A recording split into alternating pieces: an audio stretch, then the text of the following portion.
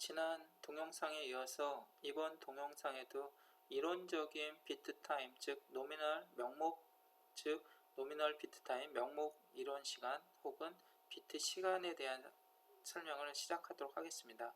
이 비트 시간이라는 것은 우리가 캔에서 사용하고 있는 다양한 데이터 링크 레이어에서 각각의 비트들을 정의했습니다. 그런데 이 피지컬 레이어에서는 실질적으로 비트를 어떻게 표현할 거고 이 비트를 보낸 비트를 어떻게 인지할지, 그죠? 어떻게 인지한다는 것은 결국 샘플링을 해야 되지 않습니까? 샘플링을 하기 위해서는 전송한 데이터, 전송된 데이터에 대한 혹은 수신된 데이터에 대한 동기화 과정이 필요합니다. 그래서 싱크로나이제이션 타임이다 라고 보시면 되고, 그래서 동기화 과정을 겪은 다음에는 각각의 컨트롤러나 드라이버, 캔 드라이버, 트랜스버, 리시버에 대한 프로포게이션 딜레이가 지나가겠죠.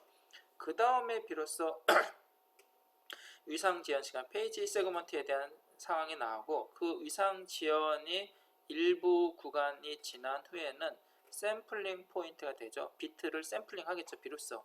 그리고 그것의 비트가 리세시브인지 도미넌트인지 계산하는 타임이 존재합니다. 그리고 나서 뭔가 재동기화 과정이 필요하다던가 아니면 위상을 조금 더 조정해야 된다던가 그러한 여분의 시간을 위해서 페이지 세그먼트 2라는 걸 우리가 설명을 드렸습니다. 그러면 이러한 것에 대해서 우리가 본격적으로 한번 살펴보도록 하겠습니다. 가장 중요한 것은 결국은 이러한 비트 타임, 노미널 비트 타임은 CPU, 마이크로 컨트롤러, 즉 캔 컨트롤러가 동작하고 있는 CPU의 내부 클락에 의해서 결정된다. 왜냐하면 내부 클락이 결국은 지연 시간이 될 거고요. 내부 클락이 결국은 입력되는 캔 비트를 분석하는 시간이 되겠죠. 그래서 이 CPU의 클락 스피드에 따라서 노미널 비트 타임의 전체적인 시간이 결정된다. 즉 비트를 파악하는 데 필요한 시간이 결정된다 라고 보시면 되겠습니다. 그래서 말씀드린 것 같이 가장 중요한 것은 어떤 비트가 있으면 그 비트에 대한 동기화 과정이 필요하겠고요.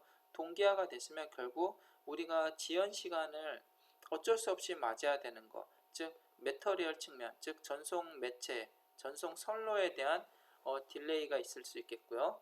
그리고 CPU, 마이크로 컨트롤러를 의미하겠고요. 그리고 버퍼라는 것은 중요한 트랜스미터 혹은 리시버에 의해서 프로포게이션 딜레이가 나오지만 또 컨트롤러 내부에서는요, 버퍼에서 들어온 캔 하이, 캔 로의 데이터를 UART로 마이크로 컨트롤러를 전송해 주게 됩니다.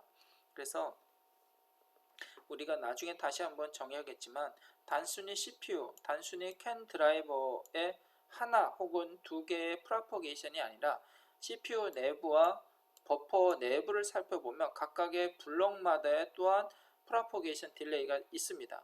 그러한 것을 토탈리해서 프로포게이션 딜레이 세그먼트가 있다라고 보시면 되고요. 이만큼의 지연 시간이 끝나고 나면 페이지, 위상 페이지가 좀 지연이 되겠죠. 위상이 지연되겠죠. 그래서 지연된 이후에 실질적인 비트를 샘플링하고 난 다음에는 그 비트가 무엇인지 계산하는 영역이 존재한다 라고 보시면 되겠습니다. 그래서 이것을 좀 더 한번 자세히 한번 살펴보면요. 먼저 이 프로포게이션 타임 세그먼트라는 것은 전파 지연 시간이라고 우리나라 말로 정의하는데요. 사용되는 전송 매체의 물리적 신호 전파 현상, 매체의 물리적 신호를 의미해요. 그리고 네트워크 상에서 구성된 기하학적 토폴로지에 의해서 발생하는 시간을 보상하기 위한 컴펜세이션을 하기 위한 것입니다. 그리고 여기에서는 이 토폴로지 속에는요, 기하학적 토폴로지 속에는 결국은 반도체 IC, 즉 캔 컨트롤러와 캔 드라이버에 대한 반도체 부품 프로포게이션까지 포함을 하게 됩니다. 그래서 이 프로포게이션 타임 세그먼트를 보상하기 위해서는 반드시 매체에 의해서 발생하는 시간, 매체라는 것은 전송 매체, 전송 와이어죠. 전송 와이어 매터리얼에 따른 신호 전파 현상을 의미합니다. 그리고 버스에 연결되어 있는 노드들의 입출력 지연 시간을 왕복을 해야 되겠죠. 왕복. 가고 오고. 트랜스버, 리시버가 있으니까요. 그죠? 그리고 마찬가지로 전송 매체도 트랜스미터, 리시버 두 번의 시간이 필요합니다. 그래서 이러한 프로퍼게이션 타임 세그먼트라는 것은 매체와 각각의 노드에서 입출력 시간 곱하기 2배의 보상 시간이 필요하다. 즉 지연에 대한 시간이 요구가 된다라고 이해하시면 되겠습니다. 시간의 요구입니다. 그리고 그러면 이 위상 지연은 왜 발생하느냐? 위상 지연이 두 가지로 나눠놨습니다. 페이지 세그먼트 1, 페이지 세그먼트 2로 나눠놨는데 세그먼트 2는요. 혹여 샘플링 포인트 이후에 비트를 재동기화 시ን크로나이징이 필요한 경우가 발생할 수도 있습니다.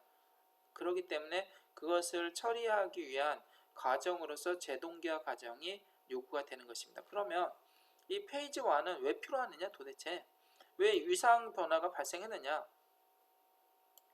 살펴보면요. 결국은 미디엄, 전송 매체, 전송 매터리얼, 전송 선로의 변화 기간 동안에 발생할 수가 있는 요소들이 있습니다. 그것을 바이브레이션, 변동이라고 부릅니다.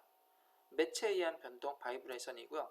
매체에 의한 에러가 발생할 수 있습니다. 그리고 페이지 체인지, 위상 변화, 싱크의 엣지 등등등을 보상하기 위해서 페이지 세그먼트 1이 존재합니다. 그러면 바이브레이션은 뭐고 위상의 변화는 뭐냐? 라고 우리가 좀 더 구체화해 볼 수가 있습니다. 예를 들면 바이브레이션이라는 것은 결국은 어떤 지터, 전송 선로에다가 비트를 실었는데 그 전송 스프레드가 빨기 때문에 지터가 생길 수가 있습니다. 지터라는 것은 지금 출발했는데 클락이 지연이 돼서 늦게 나오는 겁니다. 그래서 이런 지터도 바이브레이션 현상일 수도 있겠고요. 아니면 비트 에러가 발생하면 우리가 비트 에러 데이터 링크 레이에서 비트 에러가 발생하면 그 비트에 대한 에러가 발생했다 해서 도미넌트 비트를 연속으로 내보내줍니다. 그리고 에러 프레임에서는 에러에 대한 도미넌트 비트고 에러 프레임의 딜리미터 구별자에는 리세시브 비트를 또 여러 번 내려줍니다. 그렇기 때문에 그러한 비트 에러가 포함이 돼서 페이지 위상의 지연이 발생한다라고 보시면 되겠고요. 단순히 이러한 비트 에러에는요 인위적인 실제 자연현상 어떤 폴트 에러 측면으로 제가 방금 설명드렸고요. 에러 프레임, 그래서 에러가 발생하면 도미넌트를 연속으로 주고 리세시브를 에러 딜리먼트 프레임의 역할을 한다라고 했는데 그 외에 인위적인 비트 에러도 있습니다. 어떤 거냐면은 비트 스토핑, 비트가 우리는 non return to zero NRG 코딩 방식이기 때문에 연속되는 데이터가 5개 이상 오면 무조건 반전되는 비트를 하나 인위적으로 끼워 눕니다. 그것을 비트 스토핑이라고 하죠. 그것도 인위적인 에러죠. 오류를 개선할 수 있는. 또 한 가지는 비트 스토핑뿐만 아니라 비트에 대한 에러가 개별적으로 날 수가 있습니다. 그죠? 그러한 것들을 다 포함해서 페이지 버퍼 세그먼트 1의 시간에 대한 보상을 해줘야 된다는 것이죠. 그러한 것들을 페이지 세그먼트 1에서 처리하게 됩니다. 그러면 이거는 하나의 예를 한번 들어볼게요. 여기 보면 로드 1이 있습니다. 로드 1이 있겠고요. 로드 2가 있습니다. 로드 2가 있는데 여기에는요 센서, 액추레이터, MMI라는 역할을 하는 게 있다고 가정합시다. 그리고 마이크로 컨트롤러 모듈이 있습니다. 모듈 컨트롤러가 2개가 있습니다. 그리고 캔 드라이버가 있습니다. 캔 드라이버. 근데 캔 드라이버는 실질적인 전압을 만들어주는 역할을 한다고 보시면 되겠습니다. 차동 시그널에 대해서. 그래서 캔 트랜스버가 그걸 역할하고 차동 시그널이 들어오면 데이터 링크 레이어를 분석하기 위해서 로직적으로 분석을 해야 됩니다. 그래서 그것을 UART 통신을 또 하게 됩니다. 유니버설 어싱크로너스 리시버 트랜스미터 혹은 유니버설 싱크로나이징 리시버 트랜스미터를 데이터를 주고 나면 캔 컨트롤러는 그것을 분석해야 되겠죠.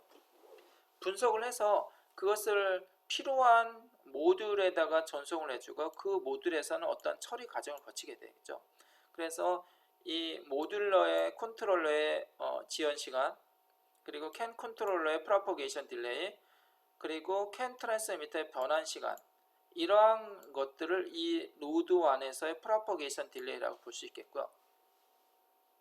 로드 2에서도 당연히 나타나겠죠. 당연히. 그런데 여기에 재밌는 단어가 있습니다. SJ1000이라는 게 있습니다. 얘는요, 캔이라는 게 기술이 표준화되고 그것에 대한 표준화된 거를 적용하기 위해선 반도체 부품이 필요합니다. 그것을 SJA라는 칩을 만들게 됩니다. 그래서 그 칩을 통해서 캔, 데이터 링크, 리시버 혹은 트랜시버의 역할을 수행했던 게 첫 번째 레커멘드하는 반도체 칩을 SJA1000이라고 불렀습니다. 그리고 PCA라는 것이 캔 드라이브가 있습니다. 그래서 이 노드 1, 노드 2에서는 각각 이러한 프로퍼게이션 요소들을 다 포함하고 있습니다. 그리고 데이터가 노드 안에서는 노드 2한테 어떤 데이터가 필요합니다 하고 리모트 프레임을 보내줍니다. 리모트 프레임을 준다는 것은 캔 버스의 매터리얼을 이용하는 거죠. 그러면 모드 2에서는 그 리모트 프레임에 대한 응답하는, 즉 데이터 프레임을 전송해 줘야 됩니다. 그래서 캠퍼스의 매터리얼, 전송 매체가 2번을 왕복한다고 보시면 되겠죠. 그래서 결과적으로 지연 시간이라는 것은 여기에서는 그냥 매체 때문에 발생한 전파 시간이라는데 결국은 이거의 2배입니다. 전송 선로의 매터리얼의 2배 더하기 각각의 로드별 지연 시간에 곱하기 2배를 더한 것을 프로퍼게이션 세그먼트라고 보시면 되겠습니다. 그런데 중요한 건 여기에 존재하는 이러한 캔 컨트롤러를 살펴보면요, 내부 블록도저를 살펴보면 이런 식으로 구성이 되어 있습니다. 캔 버스가 있죠. 캔 하이, 캔 로의 차동 시그널이 들어오면 트랜스버가 그것을 변환시킵니다. 디지털 전압으로, 즉 단극성 전압으로 변환시키는 거죠. 전환시키는 방법은 UART라는 통신으로 전달을 합니다. 그러면 캔 컨트롤러에서는 UART 데이터를 받아서 분석을 합니다. 이 데이터, ID와 데이터가 무엇인지, 그리고 CRC 체크를 통해서 에러가 어떻게 나오는지를 분석합니다. 분석한 데이터를 억셉턴스 필터와 P4, First In, First Out이라는 버퍼를 통해서 어떤 로직 매니지먼트로 보내집니다. 그래서 이 로직 매니지먼트는 어떤 다른 모듈에 보내주거나 아니면 로직 매니지먼트를 통해서 어떤 데이터 프레임에 전송해야 된다 하면 그것을 다시 트랜스미터 버퍼를 보내줍니다. 이 트랜스미터 버퍼에서는 캔 컨트롤러에다 정보를 주면 UART 통신으로 다시 캔 트랜시버 전송해주면 그것을 디퍼런스로 차동으로 보내주면 이것이 결국은 데이터 프레임이 되는 것이죠. 그래서 마이크로 컨트롤러의 프로퍼게이션 딜레이는 입출력이라는 개념이 아니라, 물론 입출력의 개념이 있습니다. 입출력에 대한 개념이 있는데 각각의 블록별 처리하는 내부 블록들이 있습니다. 그죠? 그래서 이러한 블록별 처리 시간까지도 프로퍼게이션 딜레이다 라고 이해하시면 되겠습니다. 그래서 종합적인 관점에서 피지컬 레이어의 비트 타임을 우리는 분석을 할 필요성이 있다. 그리고 이제 또 한 가지, 예를 들면 정확히 이해가 안 되는 분들을 위해서 제가 프로퍼게이션의 한 종류를 갖고 왔는데 74 VSST 541이라는 버퍼가 있습니다. 얘는요, 하이가 들어가면 하이가 나옵니다. 로가 들어가면 로가 들어갑니다. 근데 언제 쓰이느냐, 얘는요 전압 레벨을 변경할 때 사용합니다. 입력 전압을 3.3V를 5V 전압 레벨로 바꾸거나 혹은 5V 전압 레벨이 들어오면 3.3V 전압 레벨로 가변시키는 역할을 하는 게 74 VST541이라는 겁니다. 그런데 이런 모든 부품에는 TPD, Propagation Delay라는 것이 존재합니다. Propagation Delay. 그래서 어떤 걸 의미하느냐? 여기 보시면 TPD라고 되어 있죠.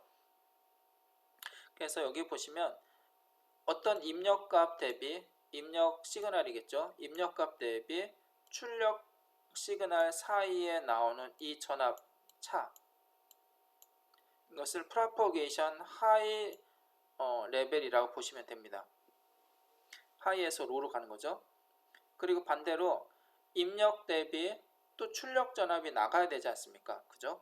그러면 입력 전압 베이스에 출력 전압까지 나갈 때까지 이 시간 갭 차이죠. 이것을 프로포게이션 로에서 하이 값이다 라고 정의를 합니다. 그래서 이 두 값을 베이스로 이 74541 버퍼의 프로포게이션 딜레이가 민, 맥스, 최대 얼마고 최소 얼마인지를 정의를 하게 됩니다. 그런데 보통 74 VSCT가 굉장히 고속으로 연산되는 버퍼입니다. 그래서 얘의 단위는 기본 나노세크 단위예요. 요즘에 대부분 다 나노세크라고 보시면 되겠습니다. 그런데 한 가지 변수가 있어요. 온도, 사용하는 이 74 VSCT541이라는 버퍼의 사용 온도 조건에 따라서 이 프로포게이션 딜레이가 변화가 일어납니다. 무슨 얘기냐? 가장 이상적인 25도씨는 가장 이상적인 거예요. 그래서 커머셜 제품이라고 보시면 돼요. 그럴 경우에 프로포게이션 딜레이는요. 맥스 해봤자 8.5 나노세크, 그리고 여기에 프로포게이션 딜레이에 따른 노드 캐패시터를 붙이게 됩니다. 노드 캐패시터를 붙이는데 노드 캐패시터의 용량에 따라서 5.5에서 8.5 맥스로 보면 되겠습니다. 우리는 티피컬이라든가 민보다는 최대 프로포게이션을 염두에 두고 우리는 프로그램 해야 되겠죠. 아니면 시스템을 설계해야 되겠죠. 그래서 이 노드 캐패시터에 따라서 5.5에서 8.5의 프로포게이션 딜레이를 갖고 있습니다. 그런데 온도가 높아져요. 오퍼레이션 템퍼러처가 마이너스 40도에서 85도, 즉 커머셜 제품이 됩니다. 인더스트리얼 제품이 되겠죠. 인더스트리얼보다 약간은 가혹하죠. 인더스트리얼 마이너스 10도 혹은 마이너스 20도지 않습니까? 그래서 인더스트리얼보다 저온 쪽은 좀 가혹한 조건입니다. 그럴 때는 맥스 6.5 나노에서 9.5 나노로 프로포게이션 딜레이가 좀 늘어납니다. 그죠? 근데 자동차용 혹은 군수용에 적용되는 온도 조건입니다. 그래서 이것을 자동차 혹은 군수용 제품에 사용되는 온도 조건일 때는 실제 약간 더 늘어납니다. 7나노세크에서부터 11나노세크까지 증가됩니다. 결국은 우리는 74541 버퍼가 굉장히 고속이라 하더라도 실제 가장 열악한 자동차 조건일 때는 11나노세크의 딜레이가 발생한다. 이거는요, 캔 트랜스버, 캔 리시버 각각에 존재하는 겁니다.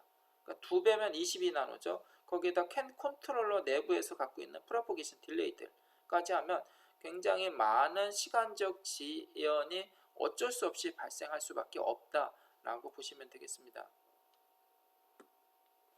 그러면 우리가 얼마나 이 샘플링이 중요한지 혹은 샘플링 포인트의 위치가 어떻게 되는지 비트 처리를 어떻게 하는지 굉장히 우리가 고찰할 필요가 있겠습니다. 중요하니까요. 그래서 한번 그것을 좀 정리해 봤습니다. 그래서 이 샘플링이라든가 샘플 포인트, 비트 프로세싱, 즉 노미널 비트 타임에 대한 프로세싱이겠죠. 싱크로나이징, 프로포게이션 딜레이, 페이지 세그먼트 1, 샘플 포인트, 페이지 세그먼트 2 일련의 노미널 비트 타임에 처리하는 비트 프로세싱이 굉장히 중요한데 왜냐? 당연한 거죠. 어떤 비트가 원본 그대로 오염되지 않고 노이즈에 노출되지 않고 원본 그대로 잘 도착했는지 확인을 하기 위해서 도착했을 때 처리하는 작업입니다. 처리하는 작업이죠, 결국. 그리고 또는 버스에 비트가 들어와요. 버스에 비트가 진입하죠.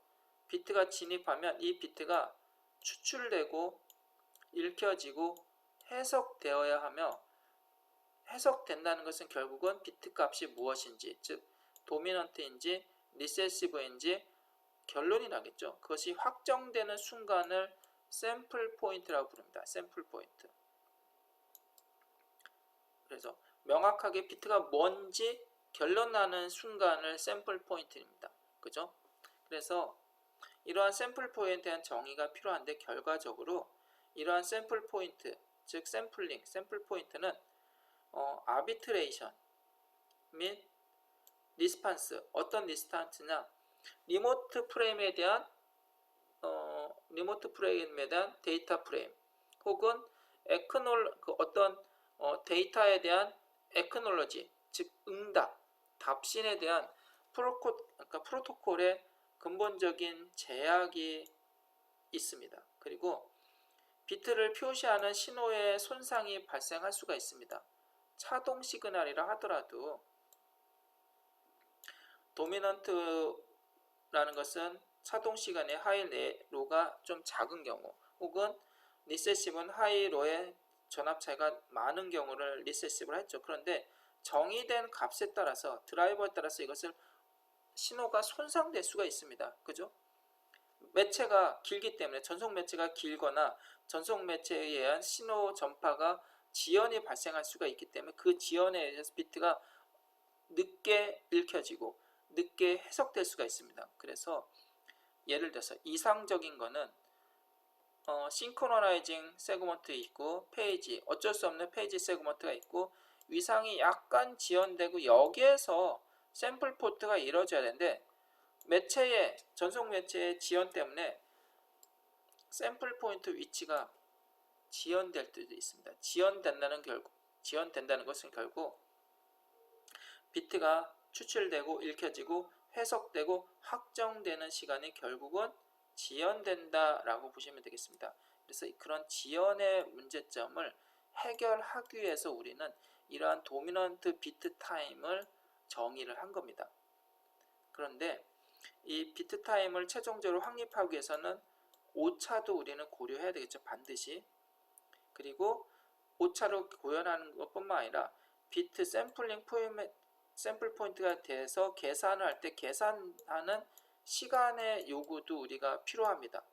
시간을 정확하게 빠르게 계산해야 되겠죠. 너무 늦게 해석한다는 것 자체가 결국 지연 시간이 나온다는 거죠. 그래서 다양한 변동 시간 때문에 위상 세그먼트 2, 위상적인 지연이 보상해야 되는 세그먼트 2라는 것이 존재하는 겁니다. 그러한 것들을 다 반영을 한 게 이론적인 비트 타임입니다. 정말 이게 이론적인 거예요. 다 모든 팩터를 다 고려한. 근데 실질적인 것은 더 지연이 되겠죠. 그래서 우리는 다양한 경우의 수, 다양한 다양한 그 환경적 요소를 다 고려해서 노미널 비트 타임이라는 것을 정의해서 이것으로 인해서 시간 지연에 대한 컴펜세이션, 보상을 해야 된다라고 보시면 되겠습니다.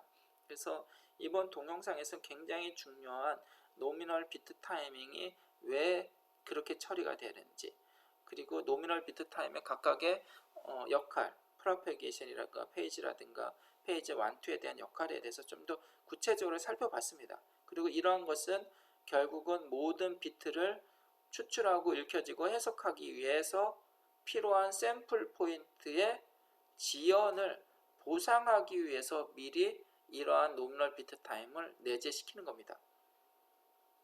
그래서 우리가 이러한 것에 대해서 반드시 좀 이해를 하고요. 결국 그런데 좋은 케이스는 샘플 포인트가 앞당겨질 수도 있습니다. 프로포게이션 딜레이가 굉장히 짧아질 수도 있어요. 그것은 우리가 사용하는 전송 매터리얼, 전송 선로, 그리고 마이크로 컨트롤러, 그리고 드라이버의 속도, 그리고 종단 저항에 대한 다양한 전자파라든가 아니면 정전기, 아니면 자기장에 대한 요소를 철저히 차단했을 때 시간이 빨라질 수가 있다는 거죠. 결국 설계되는 하드웨어 디펜던트한 시스템이 된다라고 보시면 되겠습니다. 그래서 오늘은 이번 동영상은 여기까지 녹음하고 다음에 좀 더 자세한 비트에 대해서 한번 살펴보도록 하겠습니다. 감사합니다.